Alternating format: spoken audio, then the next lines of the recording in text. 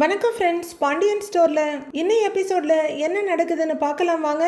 முத்துவேலுக்கு intestine cancer இருக்குது. கதிருக்கு தெரிய வந்துடுது. அவர் திருச்சிக்கு போகணும்னு சொல்ல, கிளம்புங்க நாளைக்கு போயிடலான்னு கதிர் ஃபோன் பண்ணுறாரு. நான் தான் சொல்கிறேன்ல, நான் மட்டும் போயிட்டு வந்துடுறேன்னு அப்படிங்கிறாரு முத்துவேல். இல்ல வேண்டாம் வேண்டாம், நானும் வர்றேங்கிறாரு கதிர். டைரக்டா வீட்ல இருந்து நாம 2 பேரும் ஒன்னா போக முடியாது. நான் தெரு முனையில கார்ல வெயிட் பண்றேன், நீங்க அங்க வந்துடுங்க, போயிடலாங்கிறாரு கதிர். முத்துவேல் யோசனையாவே உட்கார்ந்துருக்க. தயவு செய்து என்ன வரவேணான்னு மட்டும் சொல்லாதீங்க. இந்த நேரத்துல நான் உங்க கூட இருக்கணும்னு நினைக்கிறேன். யாருமே இல்லாதவர் மாதிரி உங்களை தனியா விடக்கூடாதுன்னு நினைக்கிறேன் அப்படின்னு கதிர் சொல்ல, கொஞ்ச நேரம் யோசிக்கிற முத்துவேல் சரின்னு ஒத்துக்கிறாரு. காலையில 8 மணிக்கு வந்துடுறேன் அப்படின்னு அவர் ஒத்துக்க, கரெக்டா ராஜி உள்ளர வர்றாங்க. சரி நான் வச்சிடுறேன்னு போனை வைக்கிறாரு கதிர். யார்கிட்ட பேசிட்டு இருந்தேன்னு ராஜி கேட்க, அது ஃப்ரெண்டுங்கிறாரு கதிர். எந்த ஃப்ரெண்டு அப்படின்னு ராஜி கேட்க, அது ஃப்ரெண்டு இல்ல, ஒரு கஸ்டமர் அப்படின்னு கதிர் சொல்ல, ஃப்ரெண்டா இல்ல கஸ்டமரான ராஜி கேக்குறாங்க. அது முத்துன்னு ஒரு கஸ்டமர் ஃபோன் பண்ணாரு, அவரோட நான் நாளைக்கு திருச்சி வரைக்கும் போகணும், அதான் ஃபோன் பண்ணேங்கிறாரு கதிர். ராஜிக்கு ரொம்பவே ஆச்சரியமாயிடுது. நீயே போறியா அப்படின்னு கேட்க, ஆமா அப்படின்னு கதிர் சொல்ல, வேற யாரையாவது அனுப்பலாம்லன்றாங்க ராஜி. நான் போனாதான் அவருக்கு திருப்தியா இருக்காமா, அதான் நானே போறேங்கிறாரு கதிர். என்ன முகமும் சரியில்லை, ஒரு மாதிரி தடுமாறுன்ற மாதிரி ராஜி பாத்துட்டு இருக்காங்க. ஷார்ப்பா பாத்துட்டு, நீயே ஒரு மாதிரியா இருக்கன்னு கேக்குறாங்க ராஜி. நானா? எனக்கு என்ன, நான் நல்லா தானே இருக்கேன், ஒன்றும் பிரச்சனை இல்லை, ஆனா தலை தான் கொஞ்சம் வலிக்கிற மாதிரி இருக்குன்னு சமாளிக்கிறாரு கதிர். காஃபி எடுத்துட்டு வரேன், சாப்பிட்றியா அப்படின்னு ராஜி கேட்க, ஓகே காஃபி தானே, போய் எடுத்துட்டு வான்றாரு. அப்போதைக்கு நெய்னு எதுவும் கேட்காம இருந்தா போதும்னு அவர் அனுப்பிச்சு விட்டுற. ஓ ஓகேன்னு ஓடுறாங்க ராஜி. இங்கே முத்துவேல் பெட்லயே உட்காந்துருக்க. ஏங்க எதுக்குங்க இப்படி ரூமுக்குள்ளேயே அடைஞ்சிருக்கீங்க அப்படின்னு வடிவு கேட்க, ஒன்றும் இல்லையேங்கிறாரு அவரு. உங்களுக்கு என்னங்க பிரச்சனை, எதுவா இருந்தாலும் என்கிட்ட சொல்லுங்க அப்படின்னு வடிவு கேட்க, வடிவோட முகத்தை பாக்குறாரு. உங்களை இப்படி பாக்குறதுக்கு ரொம்ப கவலையா இருக்கு அப்படின்னு வடிவு சொல்ல, என்ன பார்த்து நீ ஏன் கவலைப்படுற, எனக்கு என்ன ஆச்சுங்கிறாரு முத்துவேல். சரியா சாப்பிட மாட்டேங்கிறீங்க, யார் கூடவும் சரியா பேச மாட்டேங்கிறீங்க அப்படின்னு வடிவு சொல்ல, அப்படிலாம் எதுவும் இல்லைங்கிறாரு அவரு. சரி சாப்பிட வாங்கன்னு வடிவு கூப்பிட, எனக்கு பசி இல்லைமான்றாரு. வடிவு அவரையே பார்த்துக்கிட்டு நிற்க, இப்போ என்ன, நான் சாப்பிடணும் அவ்வளோதானே, சரி வான்னு எழுந்து போக, வடிவு நகர்ந்து வழி விட்டுட்டு அவரையே பார்த்துட்டு நிற்கிறாங்க. அவர் ரூம்ல இருந்து வெளியே வர வடிவும் பின்னாடியே வர்றாங்க. ஏற்கனவே சக்திவேலும் குமரவேலும் சாப்பிட்டுட்டு இருக்காங்க. என்ன குழம்பு அப்படின்னு சக்திவேல் கேட்க, சிக்கன் குழம்புங்கன்றாங்க மாறி. சரி 2 பீஸ் போடு அப்படின்னு அவரு சொல்ல, கரண்டியில் பார்த்துட்டு, சிக்கன் இதில் இல்லை, நான் அங்கே போய் எடுத்துட்டு வரேன், கொஞ்சம் இருங்க அப்படின்னு மாறி சொல்ல, சரி போய் எடுத்துட்டு வாங்குறாரு அவரு. அப்போ முத்துவேல் அங்க வர, வாங்க மாமா அப்படின்னு மாறி சொல்ல, வாங்கன்னுங்கிறாரு சக்திவேலும். உட்காருங்க மாமா, இந்தாங்க அப்படின்னு மாறி தட்டெடுத்து நீட்ட, உட்காருங்க தட்டெடு மாறி அப்படின்னு மாறி நீட்டின தட்டை வாங்கி உட்காருங்க அப்படின்னு சொல்லிட்டு அவர் முன்னாடி வைக்கிறாங்க வடிவு. சக்திவேல் மென்னுகிட்டே ஒரு தடவை அண்ணனையும் குமரவேலையும் பார்க்க, குமரவேலும் அவங்க அப்பாவை ஏதோ மாதிரி பாக்குறாரு. தட்டுல ஒரு சப்பாத்தி வச்சதுமே முத்துவேல் குறுக்க கையை நீட்டுறாரு. இன்னொரு சப்பாத்தி வச்சுக்கோங்க அப்படின்னு வடிவு எடுக்க, போதுங்கிறாரு. குழம்பேடு மாறின்னு சொல்ல, மாறி அந்த குழம்பு கிண்ணத்தை நகர்த்தி வைக்கிறாங்க. முத்துவேல் கொஞ்சம் சப்பாத்தியை பிக்கிறாரு. அவருக்கு சாப்பிடவே பிடிக்கல, வாய்க்கிட்டு கொண்டு போறாரு. திருப்பியும் வச்சுட்டு வேற கொஞ்சம் பிக்கிறாரு.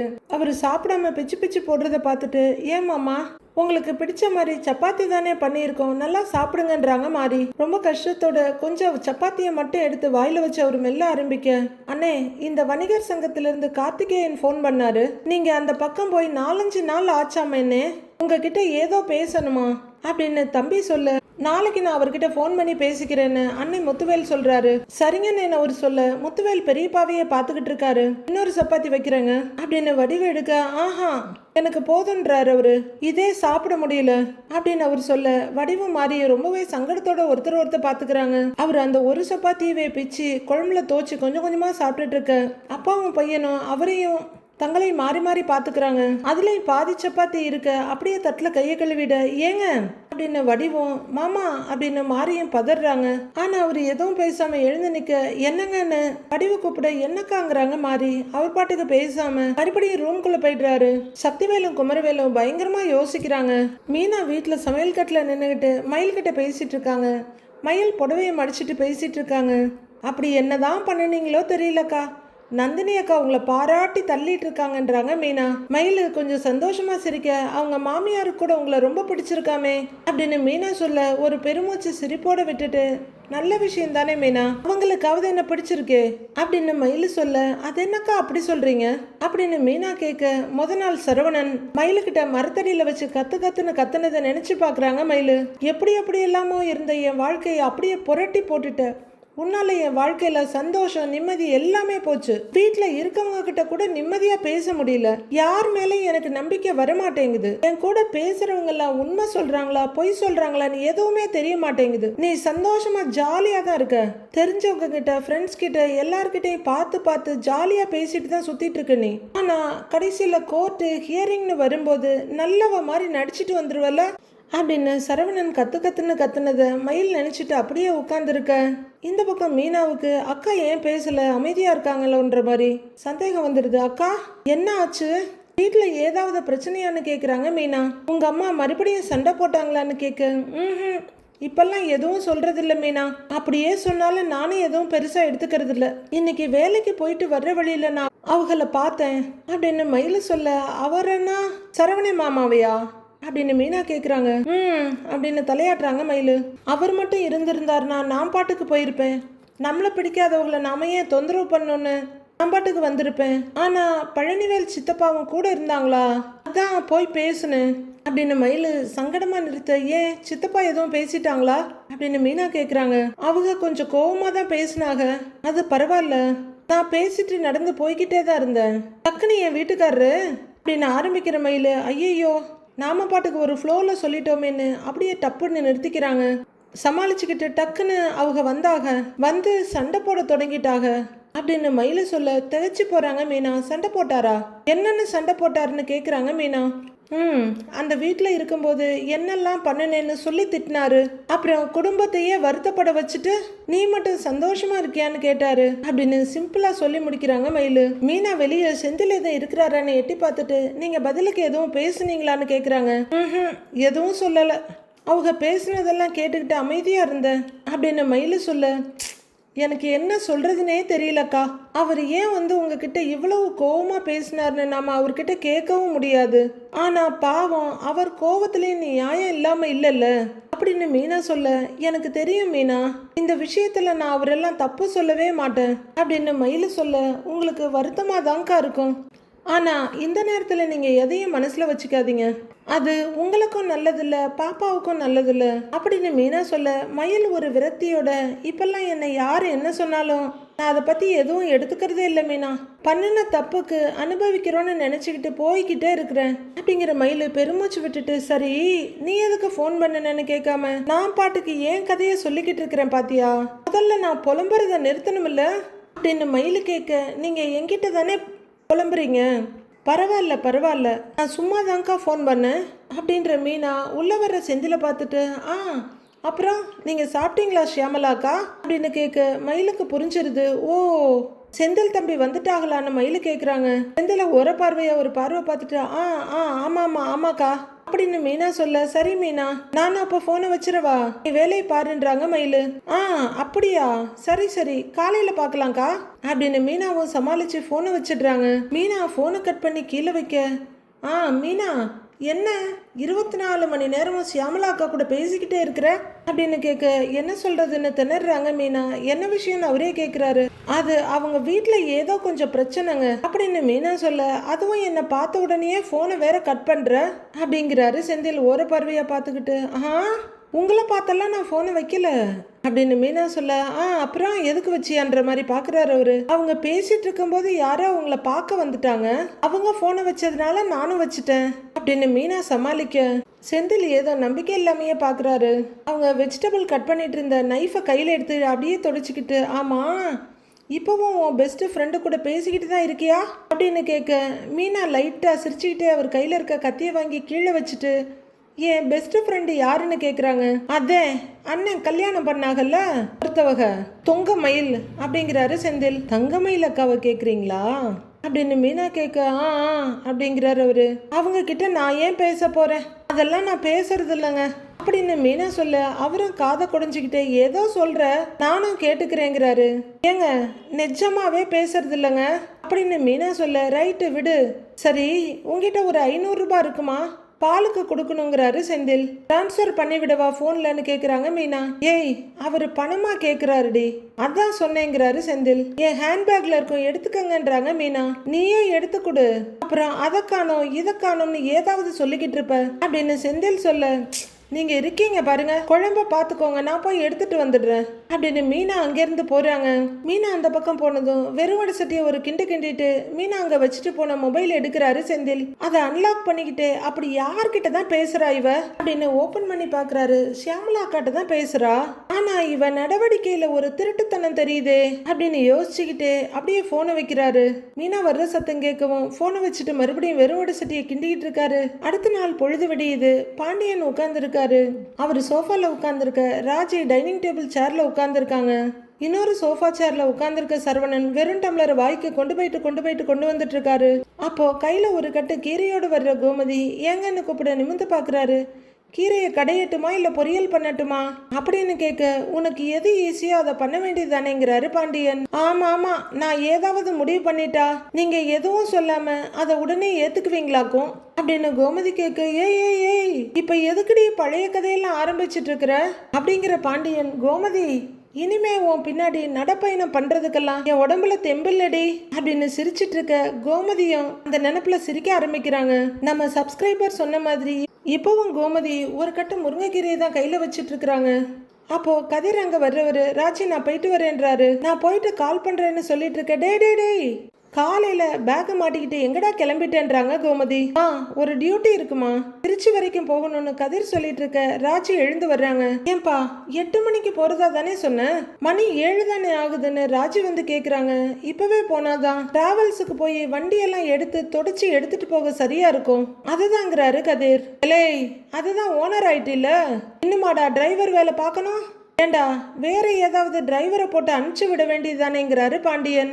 அப்படியெல்லாம் எல்லா கஸ்டமருக்கும் டிரைவர் அனுப்ப முடியாதுப்பா அப்படின்னு கதிர் சொல்ல, திடீர்னு திரும்பி பாக்குறாரு பாண்டியன். சிலருக்கு என் கூட வந்தாதான் செட் ஆகும், என் கூட வந்தாதான் சேஃபா இருக்கும்னு சொல்லுவாங்க, அதனால தானே கதிர் சொல்ல. அடேங்கப்பா இவர் பெரிய சேஃப்டி மேனேஜருங்கிற மாதிரி பார்த்துட்டு பார்வையை திருப்பிக்கிறாரு பாண்டியன். சரிடா நீ போ, ஆனா டிஃபன் சாப்பிட்டு போலாம் இல்லங்கிறாங்க கோமதி. இல்லம்மா அதுக்கெல்லாம் நேரம் இல்ல, நான் அப்படியே கிளம்புறேன்றாரு கதிர். சீக்கிரம் கிளம்புறதா சொல்லியிருந்தா சமைச்சு வச்சிருப்பேன்ல உனக்கு அப்படின்னு கோமதி கேட்க, பரவாயில்லம்மா நான் மேனேஜ் பண்ணிக்கிறேங்கிறாரு கதிர். என்னடா நீ அப்படிங்கிற மாதிரி கோமதி பார்க்க, பாக்கெட்டை தொட்டி பார்த்துட்டு போன் அங்க ரூம்லயே வச்சுட்டேனா அப்படின்னு கதிர் பரபரப்பா ரூமுக்கு ஓடுறாரு. எல்லாரும் போற கதிரையே பார்த்துக்கிட்டு இருக்க, இவன் ஏன் ஆளே ஒரு மாதிரியா இருக்கான் அப்படின்னு பாக்குற கோமதி அப்படின்னு ஒரு பெருமூச்சு விட்டுட்டு கிச்சன் பக்கமா போறாங்க. ராஜியும் கதிர்க்காக ரூமுக்கு போறாங்க.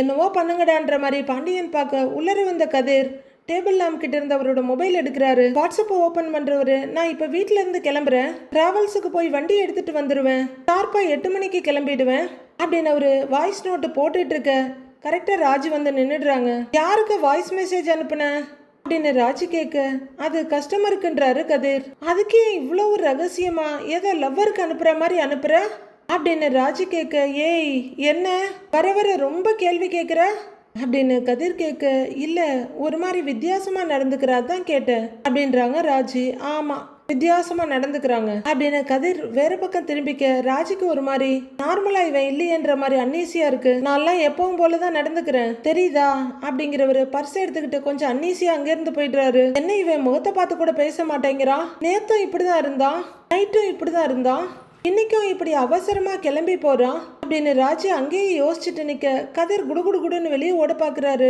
டே இருடா காஃபியாவது குடிச்சிட்டு போடா அப்படின்னு கோமதி வர, எனக்கெல்லாம் வேண்டாமாங்கிறாரு கதிர். வெறும் வயித்தோடையா வண்டி ஓட்ட போற அப்படின்னு கோமதி கேட்டுட்டு இருக்க, ராஜி வாசப்படிக்கிட்ட வந்து நின்று பாக்குறாங்க.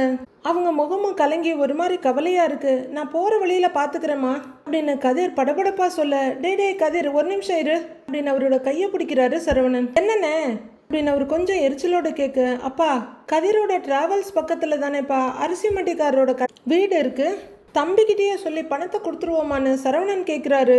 பாண்டியன் எதுவும் சொல்றதுக்கு முன்னாடியே அண்ணே அண்ணே அண்ணே அதுக்கெல்லாம் நேரம் இல்லைன்னு நீயே கொடுத்துட்டு நான் வர்றேங்கிறாரு கதிர். அடுத்து யாரும் எதுவும் சொல்றதுக்கு முன்னாடி அவரு குடுகுடுன்னு ஓடிட டே டேய் அப்படின்னு சரவணன் கூப்பிட்டுட்டு இருக்க ஏன் இப்படி நடந்துக்கிறான் அப்படின்ற மாதிரி ராஜி பார்த்துக்கிட்டே நிற்கிறாங்க.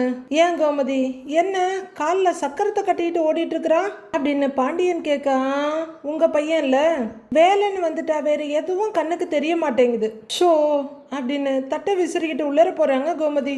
அது சரி கடைசியில் நம்ம பக்கமே திருப்பி விட்டுட்டாலே அப்படின்ற மாதிரி பாண்டியன் யோசனையா திரும்பிக்க ராஜி தான் கவலையோட இருக்காங்க.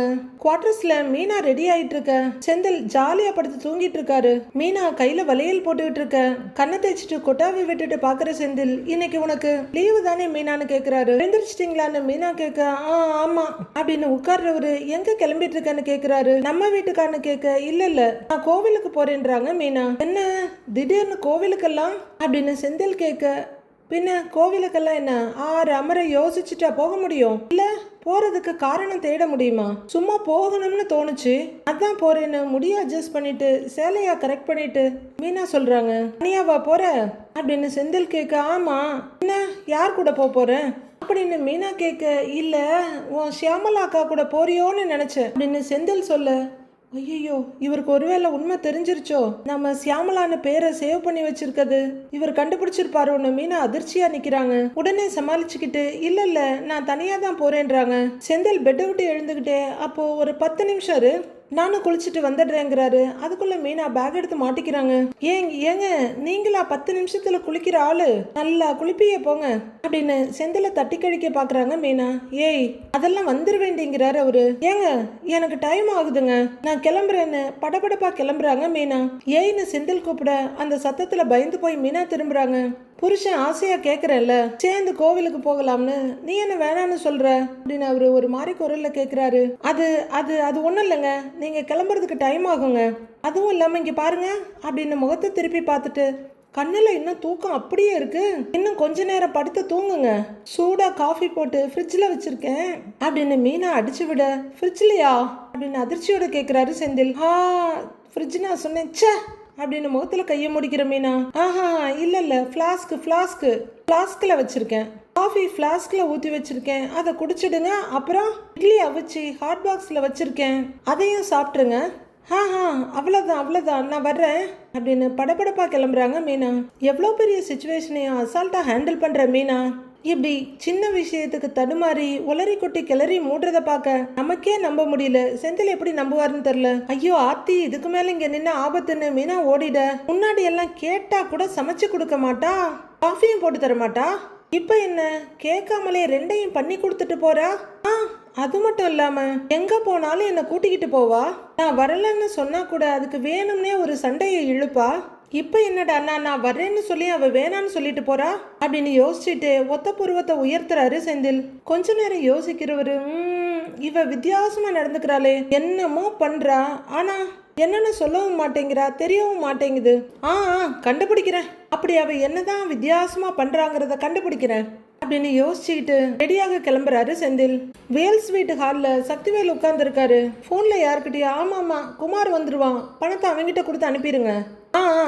இல்ல அவங்கிட்டயே கொடுத்துருங்க நான் பாத்துக்கிறேன் அப்படின்னு அவர் சொல்லிட்டு இருக்க கீழே ரூம் கதவு திறந்துட்டு முத்துவேல் வெளியே வராரு. அண்ணன் வெளியே வர இவர் எழுந்து நிக்கிறாரு. கையில அதே சின்ன ரோஸ் கலர் பேக்கோட அவர் வர எங்கண்ணே கிளம்பிட்டீங்க? மில்லுக்கா நானும் வரேன்னு சேர்ந்தே போயிடலாங்கிறாரு சக்திவேல். அவருக்கு கொஞ்சம் படபடப்பா இருக்கு அதை மறைச்சுக்கிட்டு இல்ல நான் மில்லுக்கெல்லாம் வரல அப்படின்னு சொல்ல வரலையா அப்படின்னு அதிர்ச்சியோட கேக்குறாரு சக்திவேல். வடிவு அப்படின்னு கூப்பிட வரேங்கன்னு குரல் கொடுத்துட்டு பின்னாடி வர்றாங்க வடிவு. அவங்க வந்தது நான் கிளம்புறேன்னு இவரு சொல்ல எங்கன்னு கேட்க முடியாத தயக்கத்தோட அப்படிங்கிறாங்க வடிவு. ஒரு எட்டு எடுத்து வைக்க அண்ணே எங்கன்னே போறீங்கன்னு சக்திவேல் கேக்குறாரு. இவன் இப்படி கேட்டா நான் எப்படி சொல்ல முடியுன்ற மாதிரி முத்துவேல் பாத்துட்டு இருக்க. உங்க அண்ணன் திருச்சிக்கு போறாரு தம்பி உங்ககிட்ட சொல்லலையான்னு வடிவு கேக்குறாங்க. அவரோட முகம் அப்படியே குழம்பி திகச்சு போறாரு. திருச்சிக்கா என்கிட்ட ஒன்னும் சொல்லலையா நீ அப்படின்னு வடிவுகிட்ட சொல்லிட்டு அண்ணன் முகத்தை பாக்குறாரு. அவர் அமைதியாவே நிக்க என்னங்கண்ணே நீங்க திருச்சிக்கு போறீங்கன்னு அண்ணி சொல்றாங்க என்கிட்ட ஒன்னும் சொல்லவே இல்லையேன்னு அப்படின்னு கொஞ்சம் சங்கடத்தோட கேக்குறாரு அவரு. அது நேத்து தெரிஞ்சவர் ஒருத்தரை பார்க்க போறேன்னு சொன்னேன்ல, அவருக்கு நிலம் கொஞ்சம் திருச்சியில இருக்கு, அதை விக்கிறாரா, அதை தான் பார்க்க போறேன் அப்படின்னு முத்துவேல் சொல்ல அவர் இன்னுமே குழம்பி போயிட்டு, அண்ணே நாம என்ன திருச்சியில நிலம் வாங்க போறோமான்னு கேக்குறாரு. தெரியல, பார்த்துட்டு தான் முடிவு பண்ணணும்னு முத்துவேல் சொல்ல சக்திவேல் சிரிக்கிறாரு. என்னன்னு ஊர் விட்டு ஊர் போய் நிலம் வாங்குறதா பாத்துக்கிட்டு இருக்கீங்க, என்கிட்ட ஒரு வார்த்தை கூட சொல்லலைங்களேன்னு அப்படின்னு சக்தி கேட்க, இன்னும் எதுவும் முடிவு பண்ணல சக்தி, முடிவு பண்ணிட்டு சொல்லலாம்னு நினைச்சேங்கிறாரு அவரு. சரிங்க அண்ணே அப்படிங்கிறவரு அன்னிக்கிட்ட திரும்பி, அண்ணி எனக்கும் பெருசா ஒன்றும் வேலை இல்லை, நான் அண்ணன் கூட போயிட்டு வந்துடுறேன், நானும் வரேன் வாங்கண்ணே போலான்னு சக்திவேல் உடனே ஜாயின் பண்ணிக்கிறாரு. முத்துவேல் பதறிடுறாரு. இல்ல அதெல்லாம் ஒண்ணு வேண்டாம் அப்படின்னு அவரோட இயல்புக்கு டோட்டலா எதிர்மறையா சொல்றாரு. நானே போயிட்டு வந்துடுறேன், எல்லாம் ஓகே ஆனதுக்கு அப்புறம் உன்னை கூட்டிக்கிட்டு போறேன் அப்படின்னு முத்துவேல் சொல்லிட அண்ணன் பேச்ச மீற முடியாம ஆனா முகத்துல அதிருப்தியோட சரிங்கன்னு தலையாட்டி வைக்கிறாரு சக்திவேல். ஒரு சரின்னு ஒரேட்டை எடுத்து வைக்க, அண்ணன் கையில என்னென்ன அதுன்னு கேக்குறாரு சக்திவேல். இதுவா, இதுல கொஞ்சம் டாக்குமெண்ட்ஸ் எல்லாம் இருக்கு, சைன் பண்ணணும் அப்படின்னு அவர் சொல்ல இவர் இன்னும் குழப்பமோ திகைப்புமாவே சரிங்கன்னு தலையாட்டுறாரு. ஆமா எப்ப வருவீங்கன்னு கேக்குறாங்க வடிவு. சீக்கிரம் வந்துருவீங்கல்ல அப்படின்னு அவங்க கேட்க, எப்படியும் சாயந்தரம் ஆயிடும், வரேன் அப்படின்னு அவர் சொல்ல அப்படிங்கிறாங்க வடிவு. நடக்க ஆரம்பிக்கிறாரு முத்துவேல். என்னன்னே அண்ணன் மொத்தமா வித்தியாசமா நடந்துக்கிறாரு, என்ன நடக்குதுன்ற மாதிரி வடிவை பார்க்க அவங்களும் பேசாம உள்ளர போயிடுறாங்க. சக்திவேல் மீசையை தடவிக்கிட்டே ரொம்ப யோசிக்கிறாரு. முத்துவேல் வீட்டுல இருந்து வெளியே வர கதிர் ஏற்கனவே வீட்டுக்கு வெளியே பேக்கோட நின்னுட்டு இருக்காரு. தெருமுனையில நிக்கிறேன்னு சொன்ன கதிர் எதுக்கு வீட்டு முன்னாடி நிக்கிறாருன்னு தெரியல. வெளியே வந்த முத்துவேல் கதிரை பார்த்துட்டு அப்படியே நின்னுடுறாரு. இப்படி அப்படின்னு சுத்தி வர பாக்குறாரு. கதிர் போலான்ற மாதிரி தலையாடுறாரு. அவரு குழப்பமாவே பாத்துக்கிட்டு இருக்க அவரோட தோளுக்கு பின்னாடி ஒரு கை வருது. அந்த கை அவர் தோல்ல பட முத்துவேல் அப்படியே அதிர்ச்சியோட திரும்பி பார்க்க சக்திவேல் பின்னாடி இருந்து முன்னாடி வந்து பாக்குறாரு. அதிர்ச்சியோட தம்பியை பாக்குறவரு எதிரில நிக்கிற கதிரை பாக்குறாரு. கதிர அதிர்ச்சியோட சக்திவேலை பாக்குறாரு. ஐயோ இவன் வேற சந்தேகப்படுவானே, இவனுக்கு எப்படி ஆறுதல் சொல்றது, இவனை எப்படி சமாதானம் பண்றதுன்னு கலக்கத்தோட பாக்குறாரு முத்துவேல். கதிர் இதுக்கு மேல நம்ம எதுக்கு இங்க நிக்கணும்ன்ற மாதிரி கடகடன் நடக்க ஆரம்பிச்சிடுறாரு. கதிர் போனதும் அண்ணங்கிட்ட திரும்புற சக்திவேல், அண்ணே அவன் என்னன்னே நம்ம வீட்டையே குறுகுறுன்னு பார்த்துட்டு இருக்கிறான், அவன் பார்வையே சரியில்லையேங்கிறாரு.